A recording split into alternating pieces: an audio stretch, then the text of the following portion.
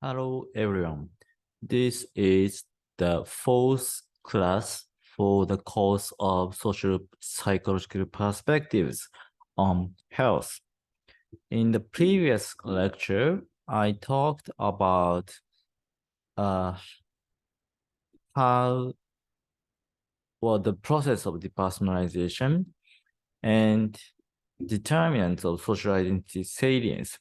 And I talked about there are two determinants of social identity salience, and one of them is fit. And within the fit, there are two kinds of fit. One of them is comparative fit, and the other one is normative fit. Okay, and I will talk about the other determinant of social identity salience, which is readiness. Readiness refers to prior experiences of using a particular social identity as a basis for self-definition. So if a person is told before by others that he or she is introvert, or in Japanese, inka, or if she or he is from a culture where people are more common or acceptable to be told or to define themselves as introvert, then he or she is more likely, or in other words, they are more ready to categorize oneself as introvert. Okay. So in sum, a given social identity becomes salient when both comparative and normative fits are high, and when one has used that identity before to define oneself. So basically these explanations answer to the question of how people choose which identity to be used to define themselves, or why people choose a particular identity to define themselves. And the answer is that when people see that particular identity as a highly or has a high comparative fit, and also it has a high normative fit. And also when that person has prior experiences of defining themselves using that identity. Okay. So for example, if maybe you have been a Hitotsubashi University student, but when you first became a student, you did not have any experiences of defining yourself as a Hitotsubashi student. So maybe you were hesitant to define yourself as Hitotsubashi student, but maybe after 1 or 2 years, since you became a Hitotsubashi student, you have many experiences of defining and explaining yourself as a Hitotsubashi student. So you are more ready to define yourself. And when you feel that this Hitotsubashi student identity has a comparative fit and a normative fit, you are more likely to use that identity to define yourself. Okay, let's move on to the next topic, prototypicality. So this construct answers to the question such like, how do they know what are normative in a new group? So like as I said, when you first became a Hitotsubashi student, you may not have what is normative in this group. So in order to learn what is normative in a new group, people look for comparatively and normatively prototypical person of the group. So as I explained as I said when I explained about fit, prototypicality also has similar construct of comparative and normative. So when a person is similar to other members of the group, and also the person is different from other from the members of the other group, then this person can be said that he or she is comparatively prototypical of the group. Okay, and also when this person is consistent with prior expectations of group members' behavior, this person can be said normatively prototypical of the group. So maybe at the beginning, you may not have any prior expectations of group members' behavior. So you would feel difficult to determine who may be prototypical or not. But as you meet more people in a new group, you gradually grasp what may mean in being a member of this group. And then this will structure your prior expectations. And then once your prior expectations are developed, then you kind of look for who may be normatively prototypical of this group. And this prototypical person tells what we should do. So to illustrate this kind of process, there is a study done by Oizam and others in 2007. So in this experiment, the researchers gave a message that tried to persuade participants to eat healthily, basically have a good diet, okay? And then when they give that message, the researchers manipulate the resource of message. In one condition, the message came from a prototypical person of the in-group. And in the other condition, the message came from an out-group, or maybe non-prototypical person of the in-group. And what they found was that eat healthily message can be rejected when such message comes from out-group members. So this is because such message does not come from a prototypical person of the in-group. So people usually follow what prototypical person of the in-group says, but they are unlikely to follow what out-group members say. And this is because maybe people tend to think that, out-group members are different from what we do. So for example, maybe we believe that as Japanese, eating fish is good for our health. But in cultures where people do not eat fish, then this kind of message, like eating fish is healthy, does not sound to them. They would be very much skeptical about this message.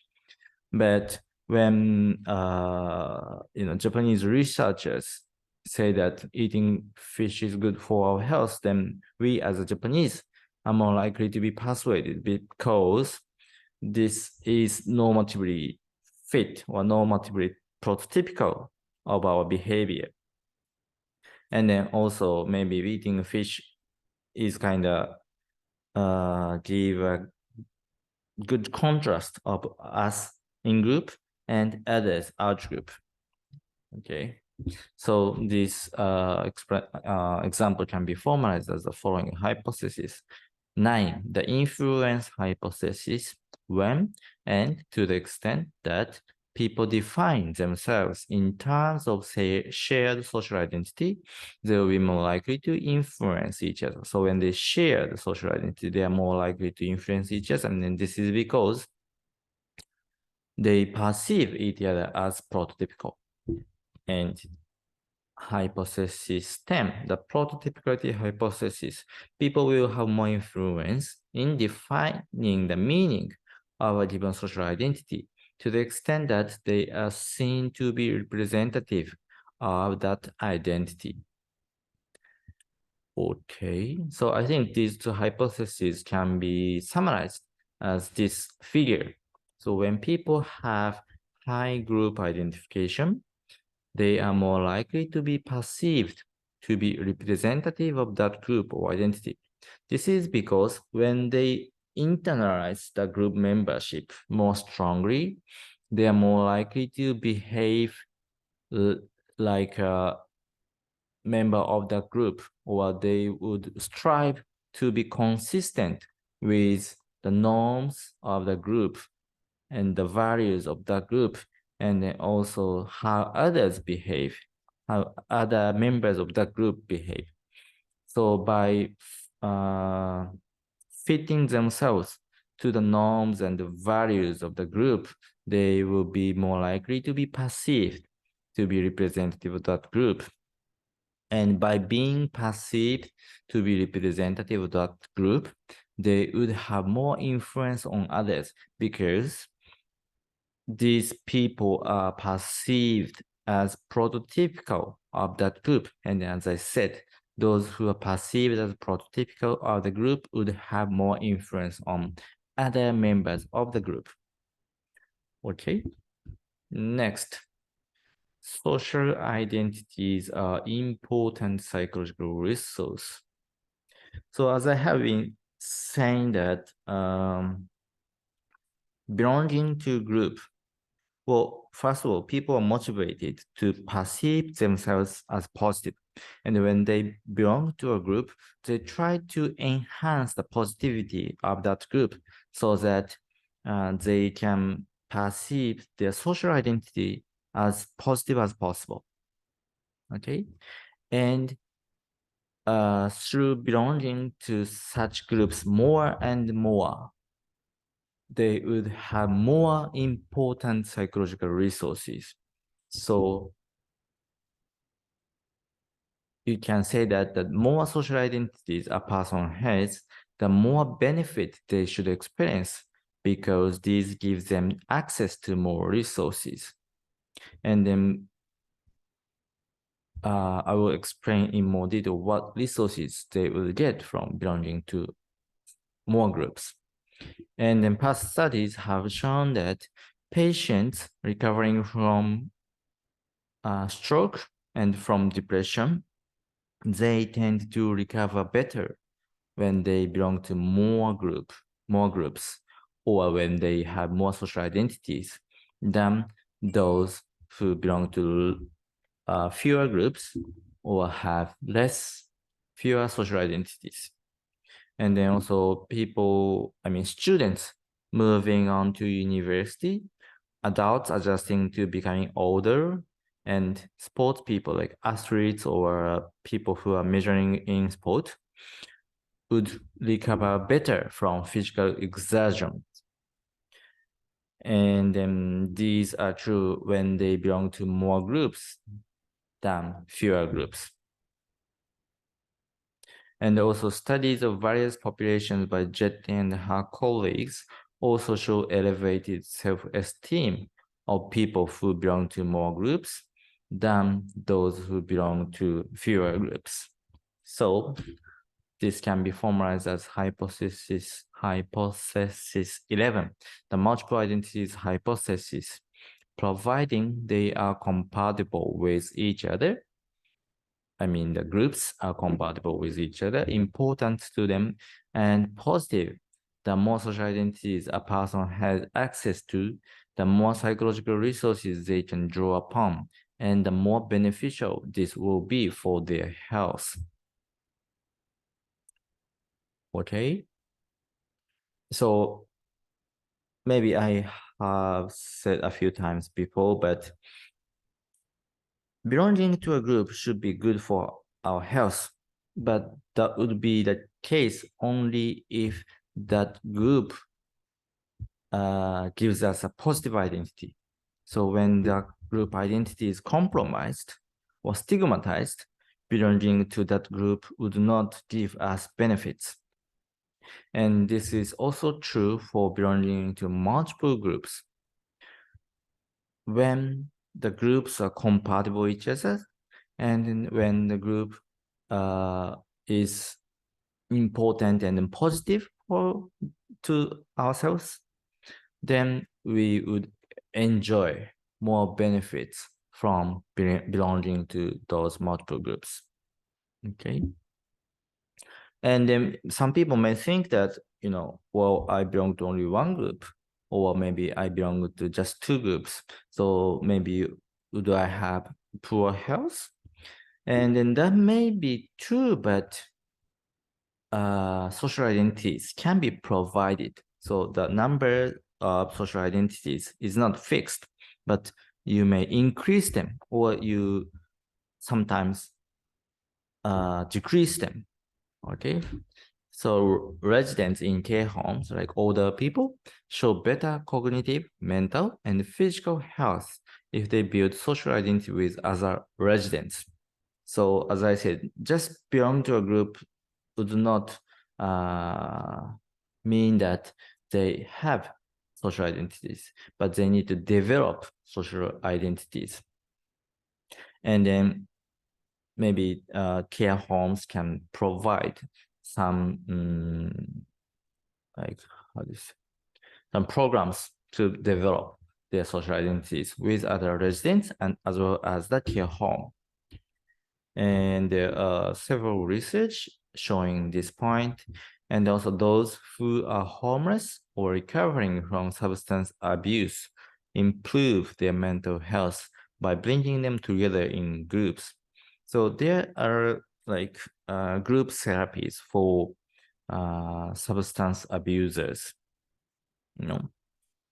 And then, as I said in the first chapter, group therapy is, in a sense, useful because it's cost effective.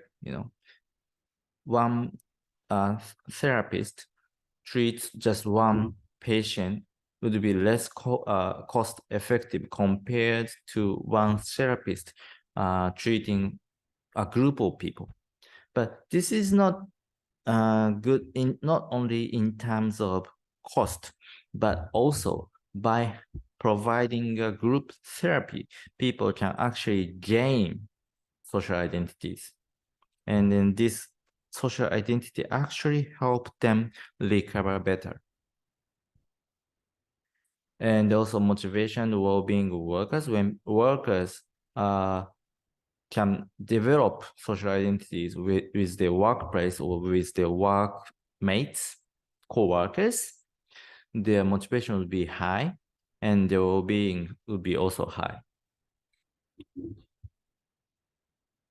And another study also shows that when work training gives employees social identification with that company or workplace, then the experience of training itself and also the outcomes of carers. So this is the health professionals studies on health professionals. So outcomes of carers will be high.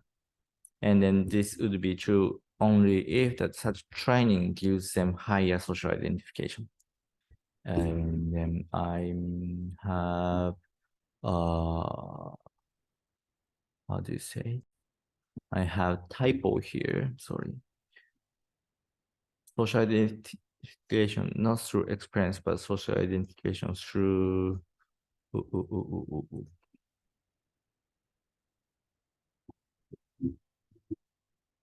training. Social identification through work training will give positive training experiences and then better outcomes of carers. And then also such training would give them or enhance leadership capacity of health professionals. Okay.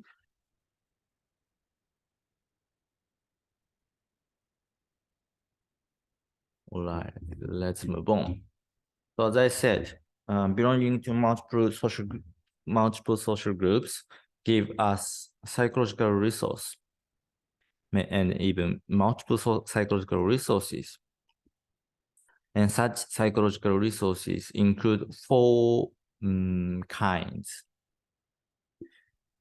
connectedness and positive orientation to others, meaning, purpose, and worth, social support, and control efficacy and power.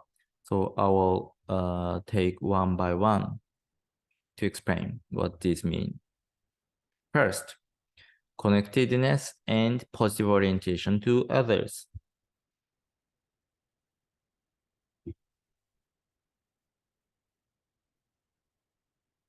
This refers to, or actually maybe the social identity gives us the sense that one is psychologically close to and connected with others.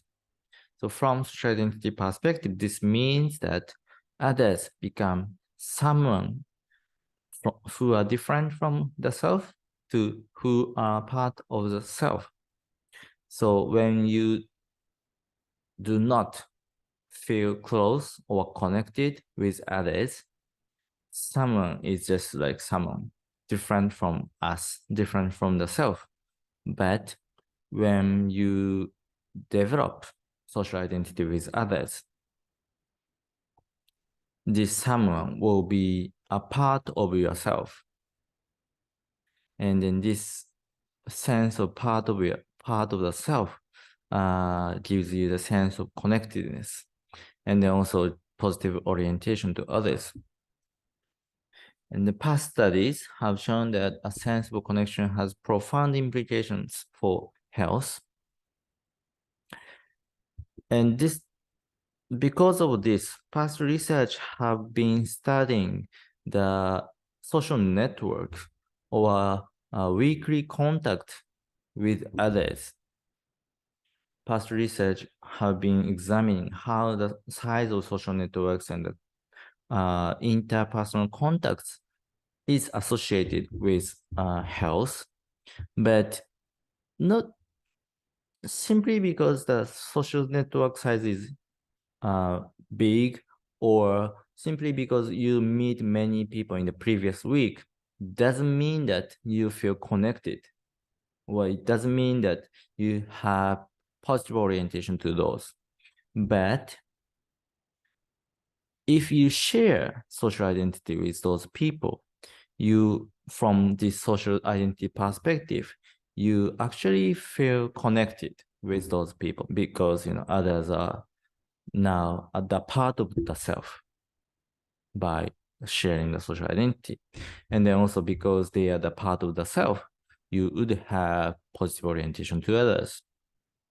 Okay, so people also become open and receptive to others when seeing others in terms of shared social identity, like liking, trust, the desire for mutual communication and contact. Okay, so even if you meet a lot of people in the previous week, you may not like them, you may not trust them, and then you rather do not desire more communication and contact with them. But this would be secure. This would be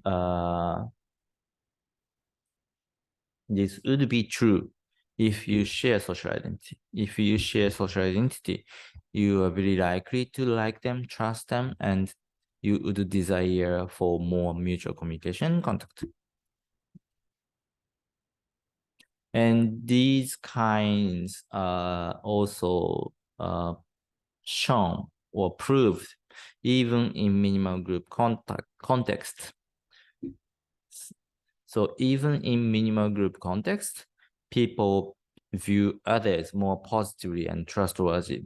Just because they like the same painting, or just because they belong to either same underestimator or overestimator, they perceive others.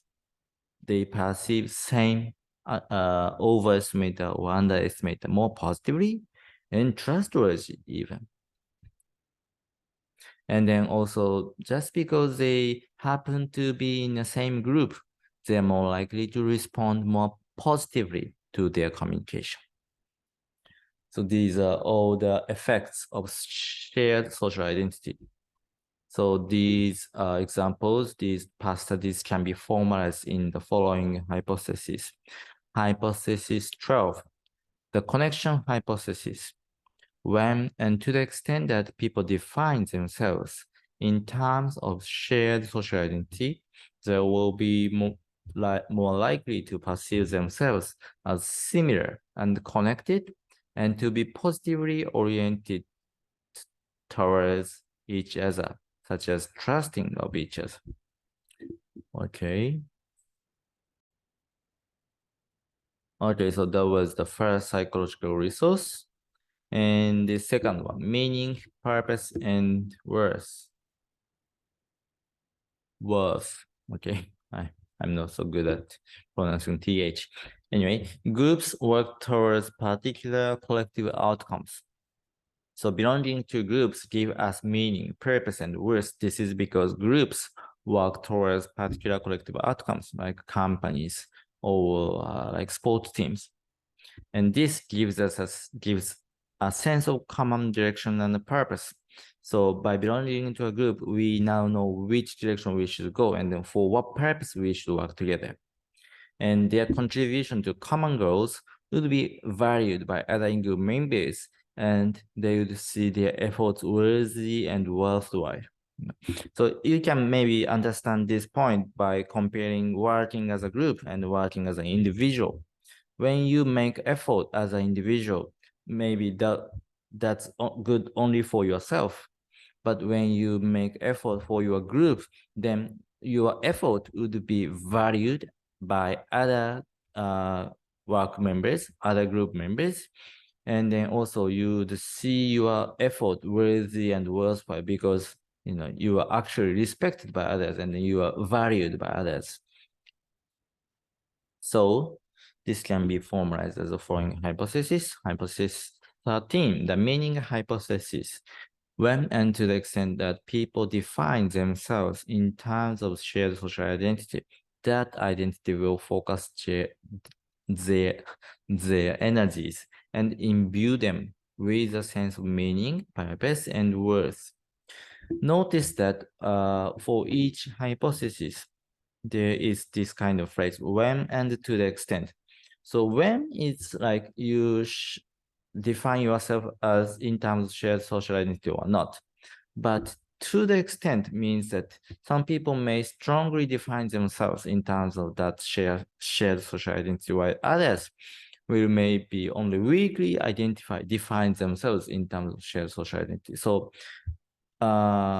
defining oneself in terms of shared social identity is not like 0-1, yes or no, but there is a gradation in terms of how strongly people define themselves in terms of that shared social identity. Okay, that was the second psychological resource, and the third psychological resource is social support. A shared social identity motivates people with that membership to help each other. Okay, a shared social identity motivates people with that membership. So basically, a shared social identity motivates people who this is kind of weird sentence, but basically, when people share social identity, they're motivated to help each other, and this helps the advanced interest of the social identity. So basically, when people share social identities, they are more likely to help each other, and because they help each other for the common goals, they are more likely to achieve that common goal. And by achieving that common goals, the positivity or the interest of social identity is also heightened or advanced, maybe. Okay. So social support is not just good for each other, not good for each member, but by providing social support to each other, it will also advance the interest of that group. Okay. And providing help is more likely because others are part of the self and identity is one's own identity. So basically, as I said in the connectedness, when I explained about the connectedness as a psychological resource, shared social identity makes us see others as the part of the self, and it's very natural to help oneself. That's almost duty of the people, helping oneself. And by sharing social identity with others, as if they are helping themselves, they help others because others are also the part of the self. Okay. Helping others is related to own welfare because others is us, the self. Okay. So helping others is no longer helping others when social identity is shared, but it's helping the self. And there is an interesting study here. So when Liverpool supporter, like football, Liverpool, one of the football team in Liverpool, when a Liverpool supporter or someone who therefore didn't appear to support any team tripped over, Manchester United fans are more likely to look away or pretend not to notice. So basically, they are unlikely to help them, or they actually ignore those who tripped over. And then this is compared to the situation where when Manchester United supporter tripped over, the same Manchester United fans are more likely to help them. So depending on whether they share the social identity in terms of Liverpool supporter or Manchester United supporters, the extent to which they give help is different. Okay, and furthermore, when participants were induced to define themselves as football fans, even when a Liverpool supporter tripped over, Manchester United fans were still more likely to help them. This is because as football fans, they share social identity. And when someone who didn't appear to support any team, they are less likely to support because they are not a part of the football fans group.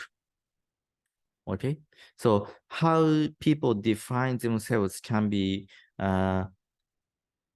changed fluidly or somewhat easy. Okay, and then depending on how they define themselves, their behavior actually differ. And another example is donating money to support disaster relief as European or British. So when there is a natural disaster in a country somewhere in Europe, British people are less likely to donate money to support those victims when they were defined in terms of British and someone in other country. But they are more likely to donate money when both participants and victims are defined as Europeans. And then maybe already clear to you, this is because they are defined in terms of shared social identity, Europeans. Okay, so this can be formalized as hypothesis 14, the support hypothesis. When and to the extent that people define themselves in terms of shared social identity, they will expect to give each other support, actually give each other support, and construe the support they receive more positive. So when you receive support from strangers, you feel that, well, why this person is giving me a support? But even if this person is still stranger, when you know that this stranger shares a social identity with you, you are more likely to accept the support positively. So this is what this hypothesis is saying. The last one, control, efficacy, and support. Being a part of a group furnishes people with a sense of control. By belonging to a group, people feel that they are in charge of their destiny. They have power in the world. And social identity creates a sense that one is actively making one's own history. I guess you can compare this again as an individual and as a group.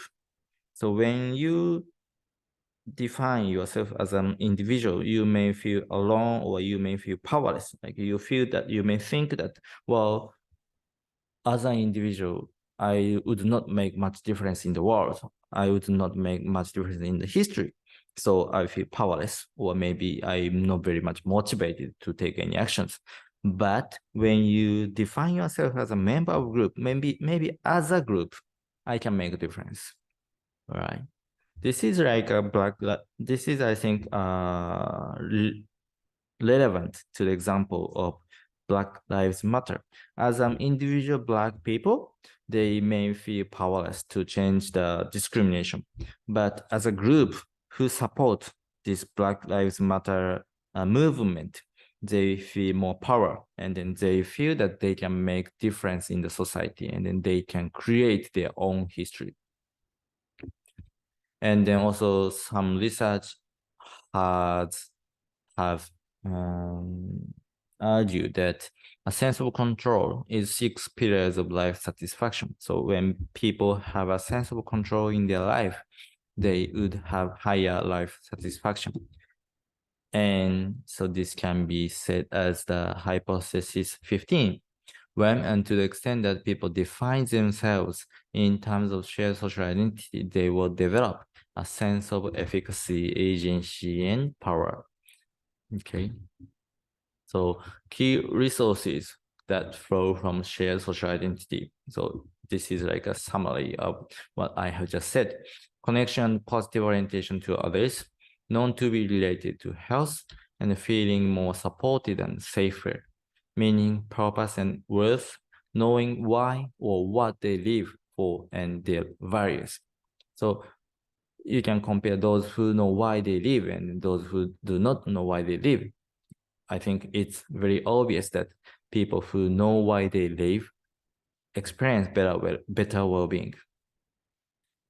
And the third one, effective social support, more support and see them positively by belonging or by sharing the social identity. And control, efficacy, and power lead to higher life satisfaction. Okay. So before I close this video, I would like to make one warning again. So as I have been saying that not being in a group, being in a group is not equal to having social identity. And having social identity neither is equal to health. So when groups as a whole fail or are stigmatized or develop destructive norms, this is unlikely to achieve health. So even if they develop social identity, when this group fails, is stigmatized, or this develops destructive norms, they would be unlikely to achieve health. And then also when individuals cannot achieve social identification, which means an internalized state of a group membership as a part of self, they, even if that group is positive, or even if that group is successful, people cannot achieve health. And there are maybe different reasons that they cannot achieve social identification, such like these people are marginalized. Like maybe when discrimination against Black people is very harsh, these Black people cannot achieve social identification with American. This is because they are marginalized. Or another reason is that when people belong to multiple groups that have conflicting norms, it would be hard for them to develop social identification with both groups. So I think I would have several opportunities to explain these processes in the future.